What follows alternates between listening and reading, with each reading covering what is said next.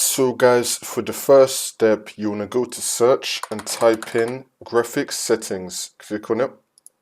And now once you're on this, make sure that you have optimization for windowed games turned on. Now you want to expand advanced graphics settings. Make sure that you have hardware accelerated GPU scheduling also turned on. You can also scroll down. If you see your game in this list, you want to click on it. And then make sure that you have GPU preference set to high performance. And make sure that you have optimizations for Windows games turned on.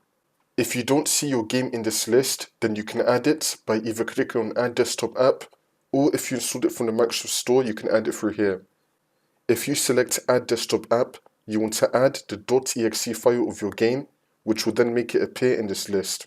For the next step, you want to go to search and type in Game Mode Settings. Click on it.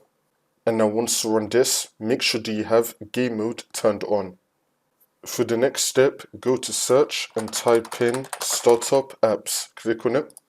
This list will show you all the applications that start automatically once your computer turns on.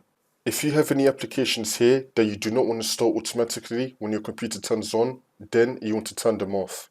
For the next step, you want to go to search and type in Adjust the appearance and performance of Windows. Click on it. Once you're on this, you want to select Adjust for best performance, which will then untick everything. Now you want to click on Custom. Once you select Custom, now you want to tick Show thumbnails instead of icons, and you want to tick Smooth edges of screen fonts. So untick everything and then just tick both of these and then click on OK. For the next step, you want to go to search and type in Check for updates. Click on it. Once you're on this, you want to click on Check for updates. Make sure that your computer is up to date. For the next step, you want to make sure that you have the latest graphics card drivers installed.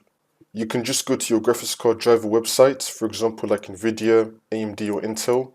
You want to download the software, and then through that software, make sure that you have the latest graphics card drivers installed for your graphics card. For the next step, go to search and type in Edit Power Plan. Click on it. Once you're on this, you want to click on Power Options, and you want to select Show Additional Plans. You want to select High Performance. For the last step, restart your computer, and then the problem should be fixed.